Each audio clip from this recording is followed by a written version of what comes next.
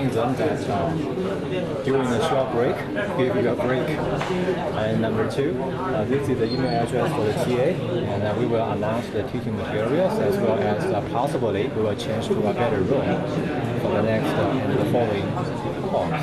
We will also do that by sending email back. Okay, good, very good. So let's push this way.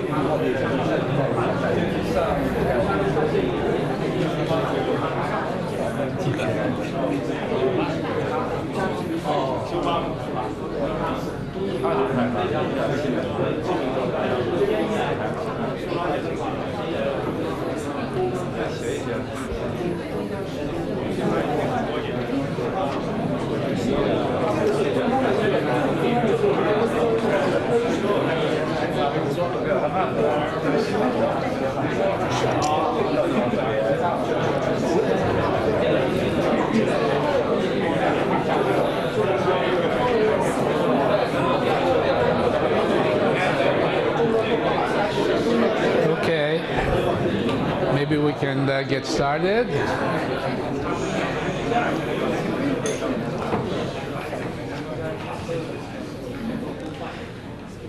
So I will pick up again on this dynamic programming algorithm.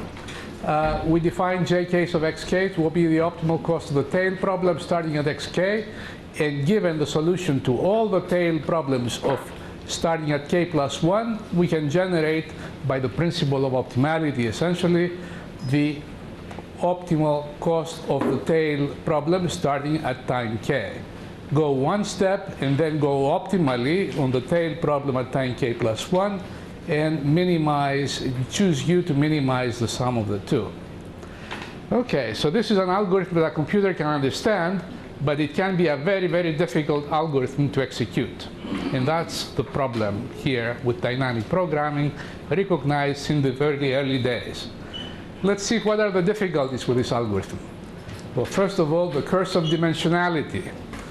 Exponential growth of the computation and storage requirements as the number of state variables and control variables increases.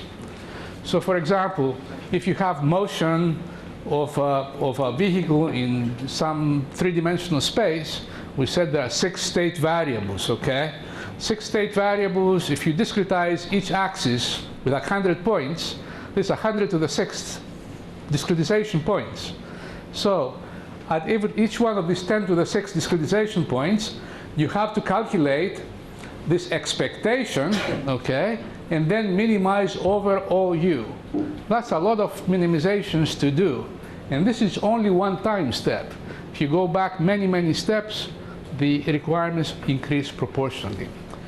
So there's this curse of dimensionality, which manifests itself on many, many computations to be done here.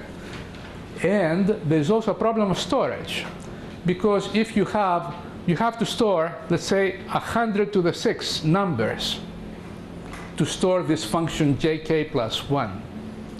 So again, and 100 to the 6 for problem is relatively small. If we look later at some problems that are much, much bigger than that.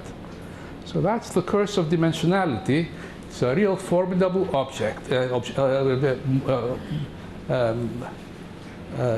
obstacle. Okay, the curse of modeling. Here, in this algorithm, we need to have the probability distribution of wk, and that's easy. That's not so easy to get. You need to have an equation here, fk. That may also be difficult to have in a given practical situation. So it would be nice if we did not have to calculate this entire thing in its detail, then calculate the whole thing. And this is what Q-learning does. Somebody mentioned Q-learning earlier. Later we're going to see that the Q-learning technique is a dynamic programming type of technique that is model-free. You don't need to have a model of the system or a model of the uncertainties to apply it. Here's another difficulty. There may be real-time solution constraints. Oftentimes, you have really a family of problems, and you don't know which problem you're going to solve until the very last minute. So for example, suppose you want to dispatch some trucks to make deliveries in various parts of a certain area. You don't know, you may have a good map of the area, but you don't know where the deliveries are going to be until the very last minute when the orders come in. Okay. So this has to do also with real-time operation, the problem being revealed at you in real time. However, if you have real-time situations require fast solution, and the dynamic programming algorithm is not fast. Okay. You can't, it may take a very long time to produce a solution. It's basically an offline algorithm, and many times you have online situations. Moreover, the problem data may change as the system is controlled. For example, with deliveries, there may be some new deliveries that are scheduled as your trucks are moving, okay? So the problem of the data of the problem may change on you, and then you need to do online replanning, and the dynamic programming algorithm is not suitable for this sort of thing. All of these difficulties are our motivation for considering approximations to the algorithm and also simulation to deal with this curse of modeling. So here's a major idea of approximation. It's not the only one, but it's an important one.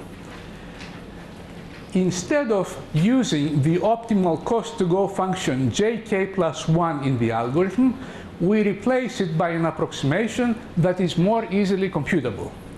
In other words, we use a suboptimal policy, mu bar, not mu star, mu bar, which at time k attains the minimum of this expression. Now, how is this expression different than the one we had before? Instead of having jk plus 1, we have j tilde k plus 1, an approximation. So the thing that gives us trouble, this jk plus 1, we approximate it with something. And I haven't told you how. And then use the minimizing control as a substitute for the optimum. This is called approximation in value space, okay?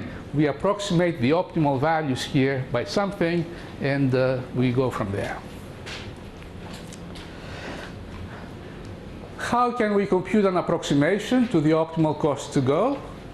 Well, we may replace the problem with a simpler problem and use as j tilde k to be the optimal cost of that simpler problem. That simpler problem may be obtained by discarding some dynamics, by simplifying the probability distributions of the problem, make the problem simpler to solve exactly, perhaps by dynamic programming, perhaps by other means, and stick it in here to get the benefit of feedback.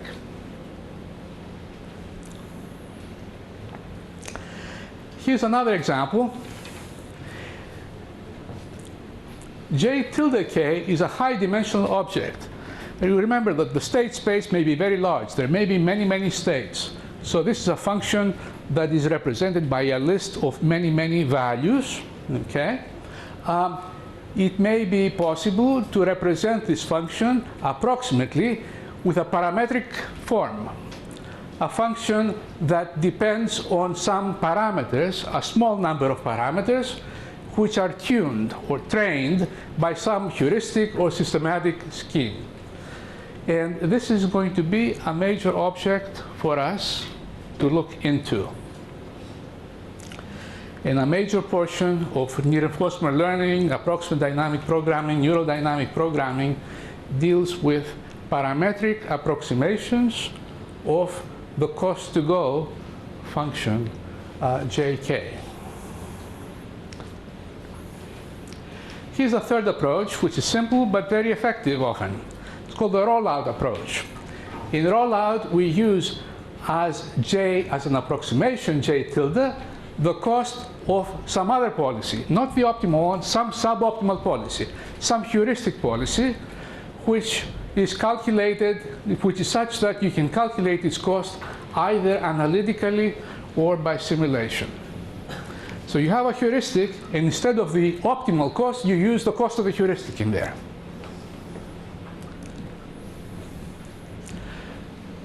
rollout, as I mentioned, is a very effective technique, very simple, but we're not going to go into it much in this course because we just don't have time. But let me spend one slide on it because I think it's an important algorithm. Okay, so here's the rollout algorithm. I have some heuristic policy, which I call the base policy. And I calculate somehow the cost of that policy associated with the next states that I may land using control UK, and I minimize this expression. So I calculate this in some way, and here's the important property. The rollout policy, the policy that you're going to obtain from this minimization is always no worse and usually much better than the base policy. So starting from any heuristic, if you can calculate this cost, you can stick it in here and get a better heuristic, often significantly better, often pretty close to optimal. And this is suitable for online operation because as you go on, then what you need in order to apply control at time UK, you need to calculate this expression here, and you can do it by forward simulation often. So you are at time state xk, you calculate, you consider all possible U's, and then from the state where that you land, you run the heuristic from there and get a number. That will give you a number for every control, and you pick the control that minimizes.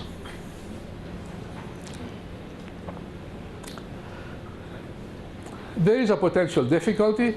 Calculating the cost of the heuristic may itself be computationally intensive. And one possibility is to use Monte Carlo simulation if the problem is stochastic. However, if the problem is deterministic, then calculating this quantity does not require Monte Carlo simulation. It can be done by a single run of the deterministic heuristic. And this is important in discrete optimization problems, where you have combinatorial problems, you're breaking them up into decisions over stages, and you have a heuristic. You have at a certain point, you've calculated a solution, a partial solution. To calculate the remainder of the solution, you use this heuristic, and calculating the associated cost requires only a single trajectory simulation. There's also a methodology that's very important in control theory, model predictive control. Control system design these days is done to a large extent with this model predictive control, and model predictive control turns out to be a special case of rollout with a special heuristic in the special context of this MPC. I'm not going to get into this, and I can post literature on the website, but it's an interesting connection because MPC has been hugely successful in control theory. And this connection indicates of how things may go from here and why rollout could be a very effective technique. It's a success story for rollout as well as for control theory. Okay. So now I'm going to turn to infinite horizon problems. For finite horizon problems, we have one algorithm. We can consider approximations, but basically that's it. There's not much more theory for finite horizon problems. The interesting theory comes for infinite horizon problems. What is an infinite horizon problem? It's the same as the basic finite horizon problem, except that the number of stages is infinite, and the system and cost is stationary. There is no dependence on k. If I can turn you back to this model here, sorry for the flipping backwards. Okay, so this is our generic finite horizon model. If there is no dependence on k here, no dependence on k here, and the horizon is infinite, we get an infinite horizon problem.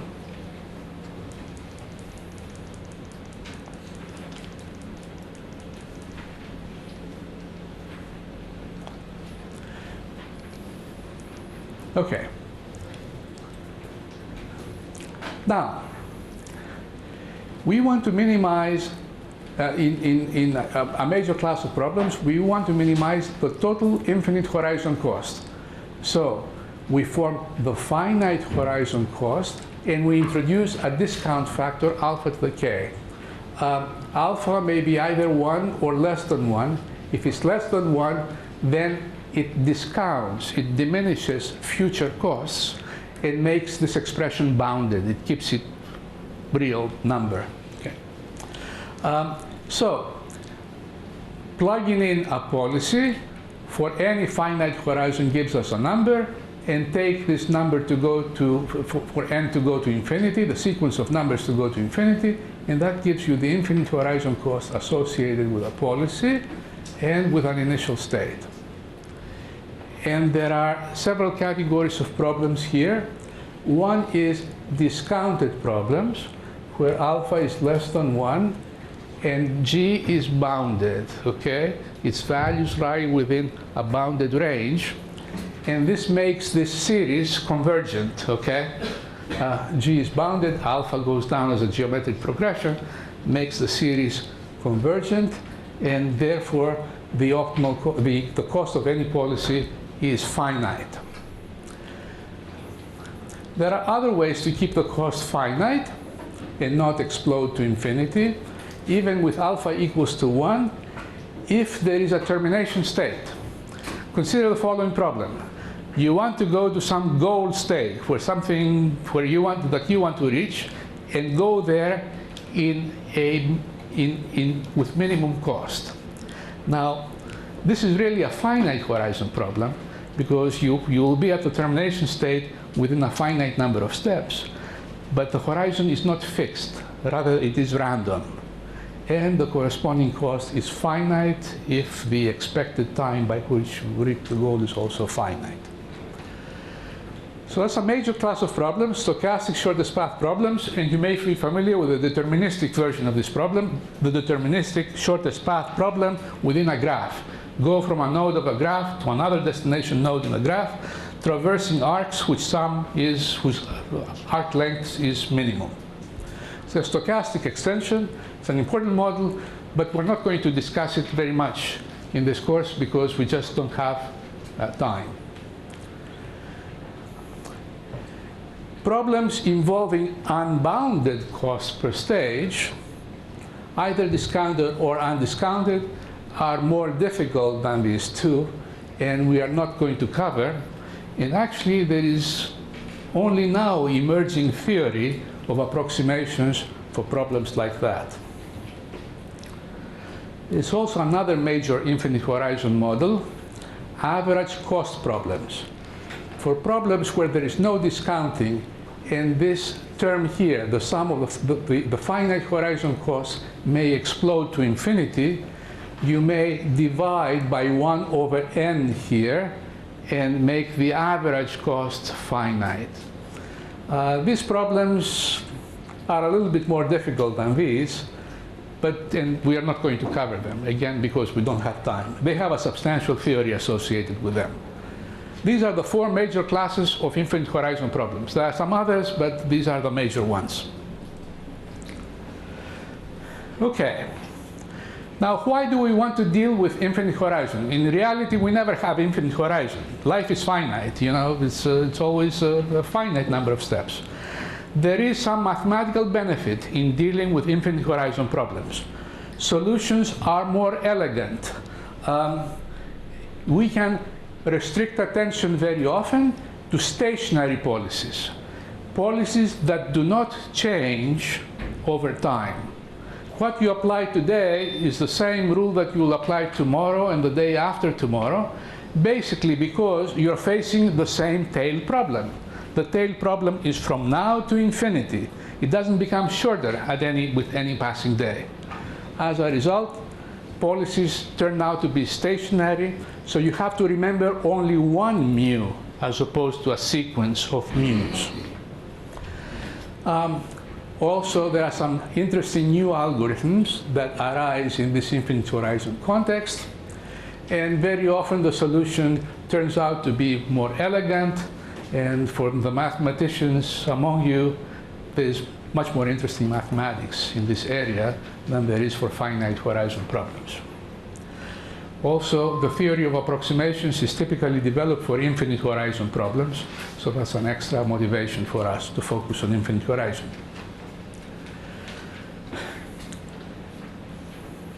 Okay, so we have gone from finite horizon to infinite horizon, and now let's focus on discounted problems with bounded cost. This is the most well-behaved class of infinite horizon problems.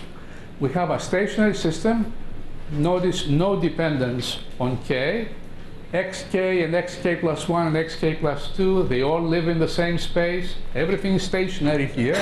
wk also has the same distribution for each k. It's a stationary system. And the cost of a policy, which is a sequence of functions, is obtained like so. It is the sum of the discounted costs from 0 to infinity. So for each pi, you plug it in here, you get a random variable, you average it, you get a number, take the limit as n goes to infinity, you get a number again. If g is bounded for some capital, well, you assume that g is bounded for some capital M, we assume that the values that g takes, its absolute value is bounded by m, then it is easy to verify that this quantity here is a real value function, is bounded in fact, and that's the nice thing about this model. The boundedness of g guarantees that all costs, the costs of all the policies, are bounded by this expression in fact. M is an upper bound on g, 1 over 1 minus a is the sum of a geometric progression. The spaces that x and u live are arbitrary. Only the boundedness of g is important. Some of you that may have mathematical interest, for continuous spaces, there are some very fine mathematical points having to do with measure theory, but in practice they're not so important and we're not going to deal with them. An important special case is when all the spaces are finite, okay? The finite spaces case, x takes only a finite number of values, so the system is a Markov chain, a finite state Markov chain. It's a finite number of states, and we move randomly within the states of that chain. The control takes also a finite number of values, and usually such a problem is called the Markovian decision problem, or MDP. Some people use MDP, the name MDP, for arbitrary spaces, but they tend to qualify it as infinite spaces MDP. When I talk about MDP, I mean finite spaces here. If you want to solve the problem algorithmically, ultimately you have to work with a finite spaces approximation. You have to discretize the problem. You have to discretize the state space, the control space, and so on. So in the end, it's going to be a finite spaces MDP, which is why this model is important. And people in artificial intelligence almost uniformly use finite spaces MDP as the starting point for their analysis and their algorithms. Okay, so this is the problem we are going to consider first. And the analysis of this problem becomes very complicated because of notation. Notation in dynamic programming is a bit of a curse. Maybe we should add it to the curse of dimensionality or the curse of modeling, the curse of notation. Long expressions which clutter your vision. And there is a shorthand notation which facilitates very much both the analysis and the insight that you get into problems.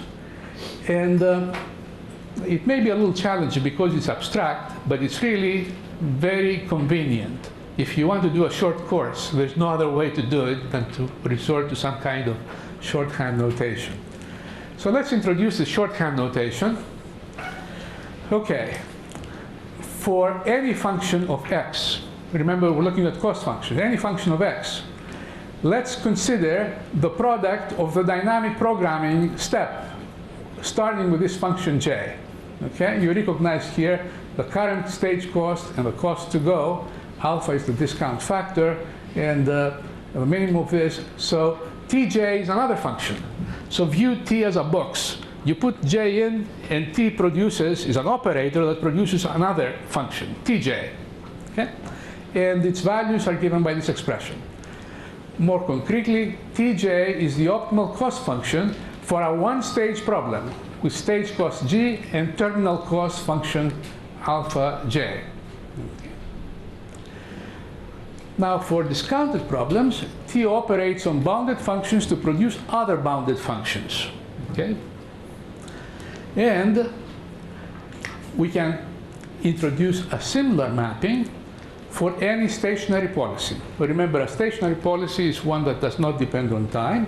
You plug it in here in place of u, and you get another black box that generates from, given a function j, it generates another function t mus of j by means of this formula.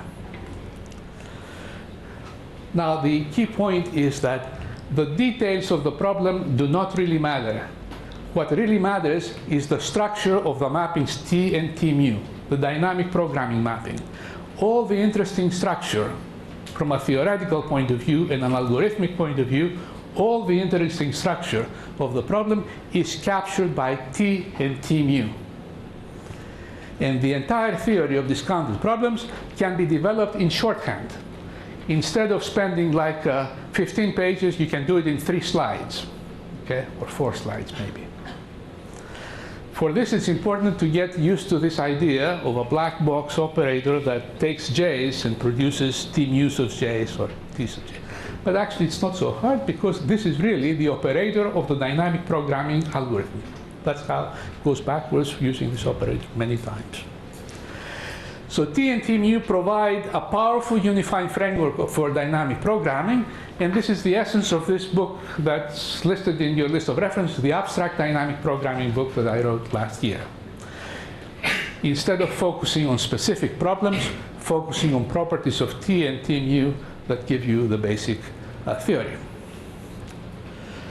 Now, we are going to use this abstract notation to develop the theory of infinite horizon discounted problems. But let's see how you can use it for finite horizon problems. Okay, so let's consider an n-stage policy with terminal cost j and discounted cost per stage. Okay, so the cost here of this policy, starting at x0, is the cost of the n stages, discounted, plus a terminal cost that's also discounted by alpha.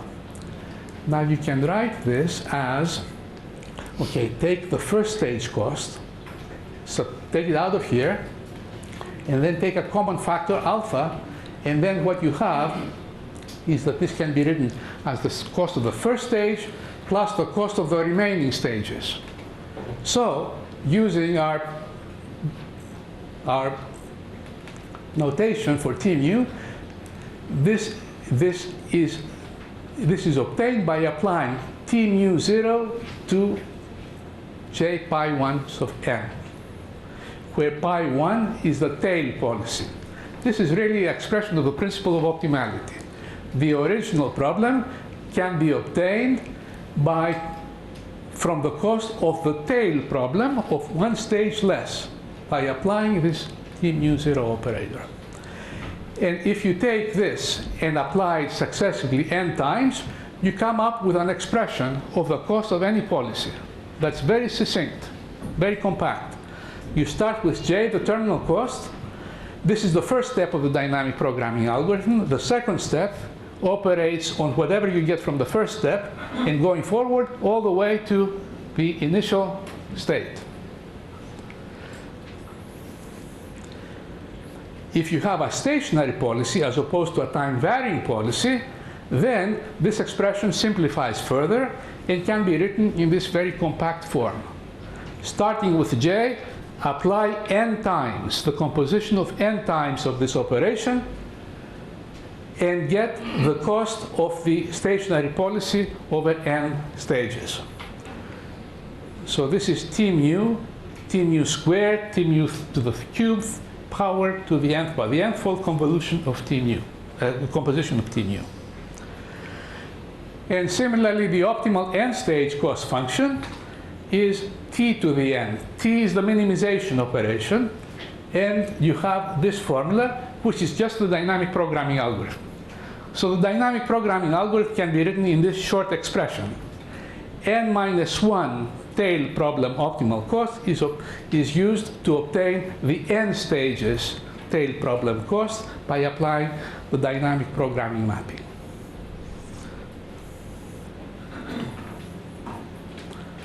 Okay, just to take you back, T involves the minimization. T mu involves just the policy nu.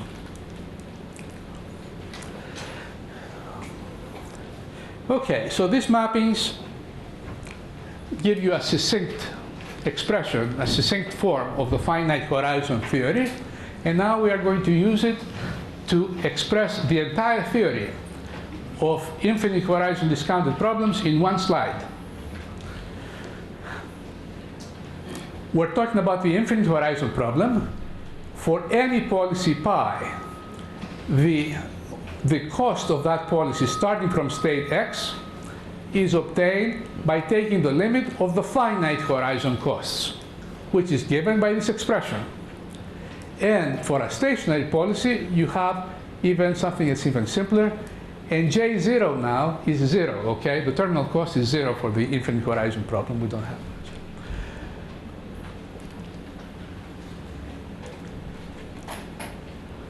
Now, the optimal cost function satisfies a fundamental equation for infinite horizon problems. And this fundamental equation is precisely this. J star is the optimal cost, and it is a fixed point of this mapping T, okay? In other words, if you plug in J star within T, you get back J star. Moreover, for every policy mu, again you have Bellman's equation. J mu is the solution of this equation. In fact, turns out to be the unique solution of this equation.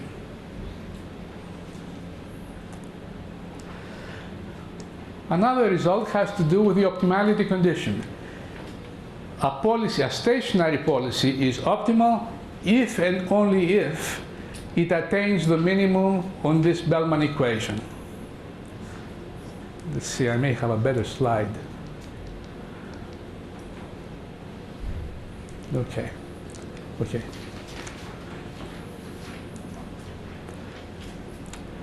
There's an algorithm called value iteration. Value iteration is simply the dynamic programming algorithm applied an infinite number of times. Starting with any j, apply dynamic programming once, twice, many times, and take ak to go to infinity, and then you get the optimal cost function. Another way to say this is that the limit of the optimal finite horizon cost is the optimal infinite horizon cost. And the other major algorithm is the so-called policy iteration algorithm. Given a stationary policy nu k, find the cost of that policy by solving this equation. Then you do a policy improvement, find nu k plus 1 such that nu k plus 1 attains the minimum in the minimization operation involved here. And so from nu k you get nu k plus 1, nu k plus 2, and so on. And this is a basic algorithm that has the property that it converges to the optimal policy. These are the two major algorithms. These are the two major results. I haven't proved any of those so far, but I want to tell you that with shorthand notation, you have it all in one page.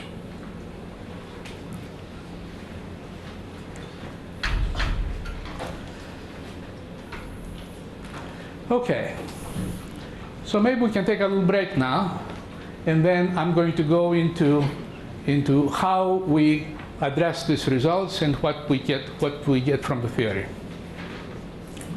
Are there any questions? Yes.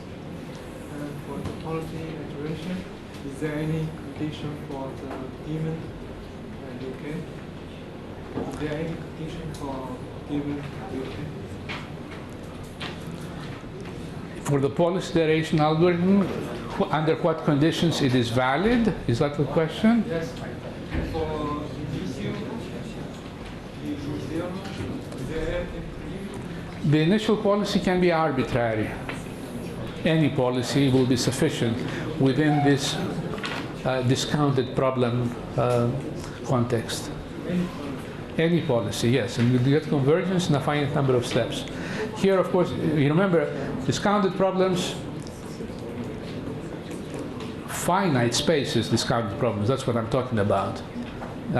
For finite spaces, discounted problems, there's a finite number of states, finite number of controls, it's a finite number of policies, stationary policies.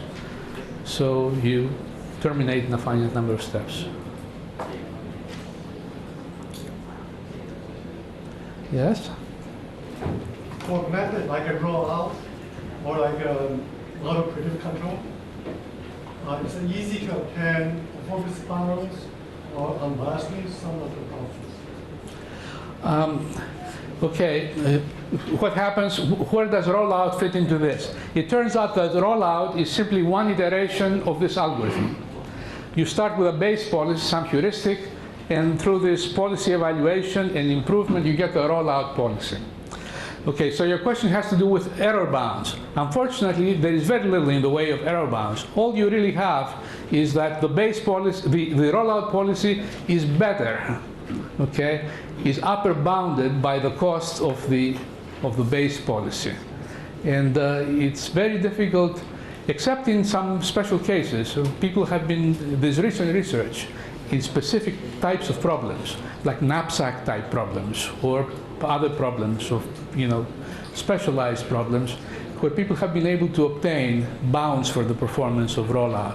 But in general, there's no result. The claim to success is based entirely on experimental evidence here. So how about the model predictive control? Model predictive control, well, okay. I mentioned earlier the result that the rollout policy is better than the base policy. In model predictive control, this result translates to the following. If you start with a stable policy, you're going to get, by MPC, you're going to get also another stable policy. And that's not very much, but still it's important, because it provides a guarantee of stability of what you get from MPC. This, of course, under some assumptions. People have been using MPC in other contexts, but there are no guarantees at all.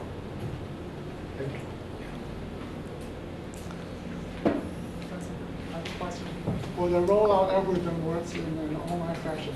What if I update the base policy? Will it converge to an optimal policy? I update the base policy at each stage. Yeah, if you do multiple rollout, then you'll be doing this policy iteration. Rollout is just one step of this. But it's not so easy to do this by simulation, at least in the fashion that people use rollout. Two-stage rollout is computation very, very intensive. Yes? Yeah. If we repeat doing the rollout algorithm, can we guarantee it will converge to the optimal policy? Yes, if you could do it. But unfortunately, this policy evaluation has to be done efficiently for this algorithm to be viable. And in rollout, the policy evaluation is very time consuming because you do it by simulation, Monte Carlo simulation. So you have to roll Monte Carlo simulation within Monte Carlo simulation, and pretty soon it becomes not viable. But if you were to do it theoretically, it would lead to the optimum. So it is equivalent to the value iteration based on sample path. I wouldn't say that. Value iteration does not use policies. Okay? It applies the minimization operation. Policy evaluation.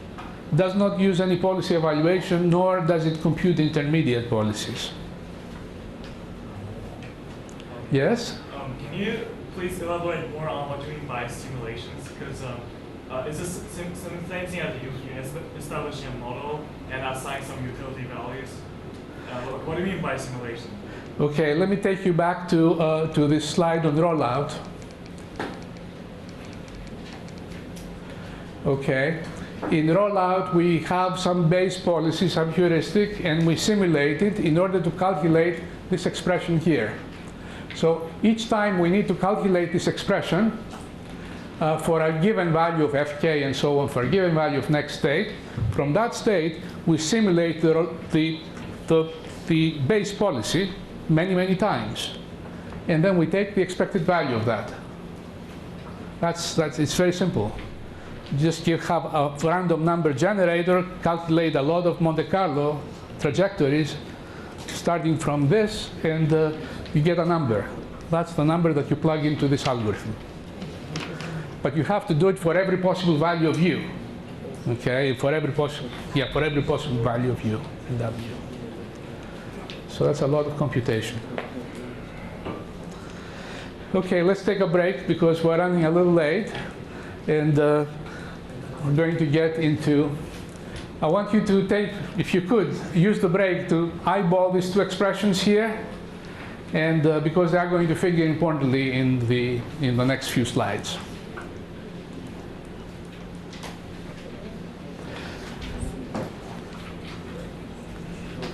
7 minutes, please, okay?